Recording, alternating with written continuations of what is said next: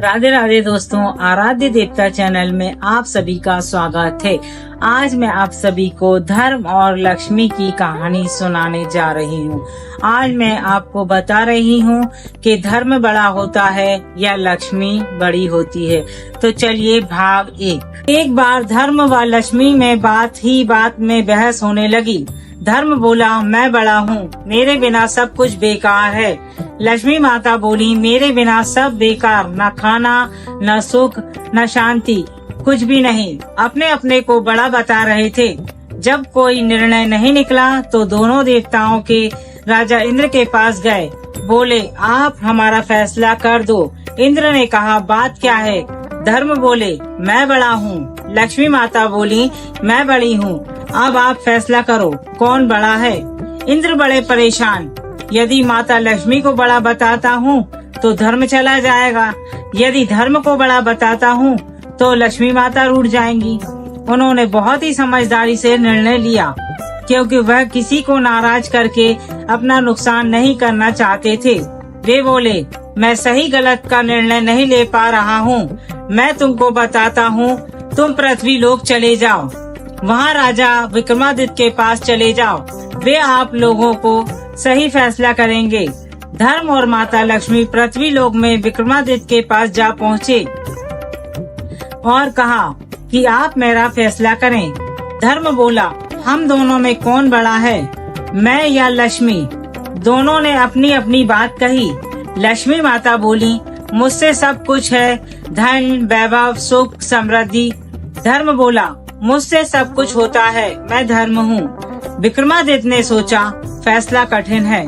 यदि माता लक्ष्मी को बड़ा कहा तो धर्म चला जाएगा, यदि धर्म चला गया तो सब कुछ बेकार। धर्म को बड़ा कहा तो लक्ष्मी रूठ जाएगी। बहुत सोच समझकर उन्होंने फैसला लिया, कहा धर्म बड़ा है।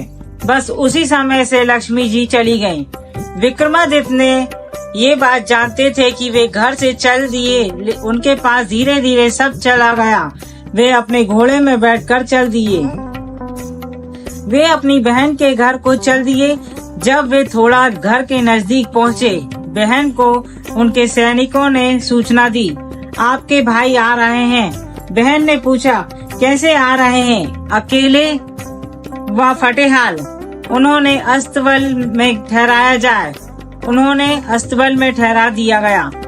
उनको खाने के लिए चौकोर की रोटी भिजवाई। जब उन्होंने देखा तो रोटी को प्रणाम कर वहीं गाड़ दी। मैं वापसी में आकर ले लूंगा, माता आपको प्रणाम, और वहां से चल दिए। कुछ दिनों बाद वे अपने मित्र के घर पहुंचे। उनका बहुत स्वागत सत्कार किया। जिस स्थान पर उनको खाना खिलाया गया, उस जगह पर मित्र की पत्नी का 9 लक्खा हार खूंटी पर टंगा था। देखते देखते खूंटी हार लीलने लगी। मित्र की पत्नी ने खूंटी में हार न देखा, कहा, इन्हीं ने मेरा हार लिया है। उन्होंने अपनी पत्नी को बहुत समझाया, लेकिन वह नहीं मानी। विक्रमादित्य ने सफाई नहीं दी। उसी समय वहां से चल दिए। चलते चलते दूसरे शहर पहुँचे। इतने ज्यादा थक चुके थे कि एक पेड़ के नीचे विश्राम करने लगे। ठंडी ठंडी हवा चल रही थी। उनको नींद आ गई। उधर चोर राजा के खजाने से चोरी कर भाग रहे थे। राजा के सिपाही चोर का पीछा कर रहे थे। सिपाही के डर से चोर चोरी का सामान वहीं पेड़ के नीचे रख कर भाग गए। सिपाही पीछा करते हुए उसी पेड़ के पास पहुँचे। चोरी का सामान वहाँ पर रखा देखा। उसने उन्हें चोर समझ राजा के समक्ष पेश किया। राजा ने कहा कि इसके हाथ पैर को दोनों काट दो, चौराहे पर डाल दो। जो भी गुजरे 5-5 जूते मारो इसको।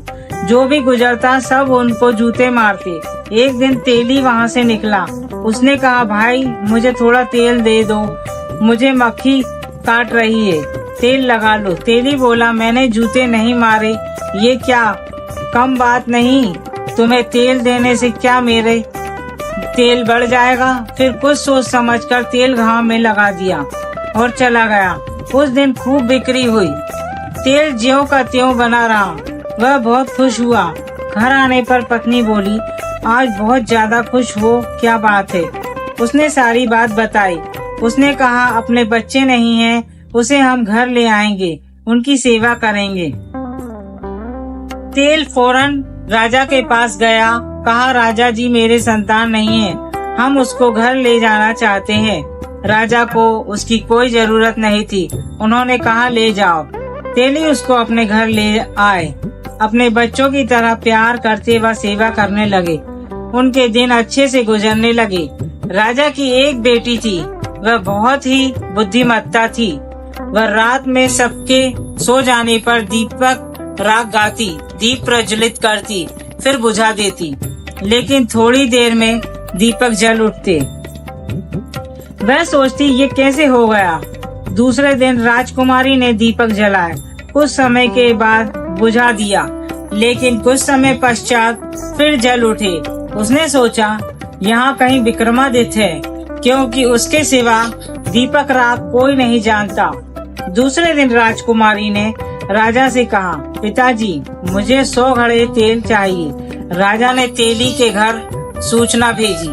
तेली परेशान हो गया। एक दिन में 100 घड़े तेल नामुमकिन है। विक्रमादित्य बोले हो जाएगा, परेशान ना होए, मैं कर लूँगा। बेटा तुम कैसे, आप लोग आराम से सोएं, सब हो जाएगा। दूसरे दिन सुबह तेली हैरान रह गया, क्योंकि 100 घड़े तेल रखा था। राजकुमारी बोली, पिताश्री सब जगह मेरे स्वयंवर की सूचना भिजवा दीजिए। राजा ने वैसा ही किया। इधर विक्रमादित्य ने कहा, मुझे भी जाना है। तेली बोला, बेटा कैसे जा सकते हो, राजा बहुत नाराज होगा। जब विक्रमादित्य नहीं माने, तब तेली ने तेल भिजवाने के बाद तैयार कर उसको कहा वहाँ से जाकर बैठा दिया। राजकुमारी माला लेकर सब जगह देखती हुई घूमती वहीं पहुँच गई। सब लोग बोले राजकुमारी की तबीयत खराब है, उसको पानी पिलाया गया, फिर माला दी गई। वह दोबारा घूमती घूमती वहीं जा पहुंची, फिर माला उन्हीं के डाल दी। सब लोग बोले ये जानबूझकर ऐसा कर रही है। उसकी भाभी व भाई बोले भेज दो, वह खुशी खुशी उनके घर चली जाए। तेली सोचे ये मेरे घर कैसे रहेगी, लेकिन वह उनके घर आराम से रहने लगी। एक दिन विक्रमादित्य ने कहा, अपने घर जाओ, उनसे कहना मेरे पति को हिरण का मांस खाना है। वह अपने पति को इनकार न कर सकी। अपनी माँ के घर गई, भाभियों से बोली मुझे हिरण के मांस खाने की इच्छा है। भाभियाँ बोली किसी अच्छे आदमी से शादी करनी थी। बगैर कुछ बोले वह वहाँ से चली आई। जो वहाँ हुआ वह सब कह सुनाया। फिर वहाँ जाओ, अब की बार मेरा घोड़ा व ताकतवर ले आओ, साथ में मेरा रुमाल ले आओ। अगर परेशान करे तो रुमाल दिखा देना, आ जाएंगे। राजकुमारी फिर अपने मायके गई, फिर आ गई। मैं आज हिरण का मांस लेने नहीं आई, मैं उनका घोड़ा व तलवार लेने आई हूँ।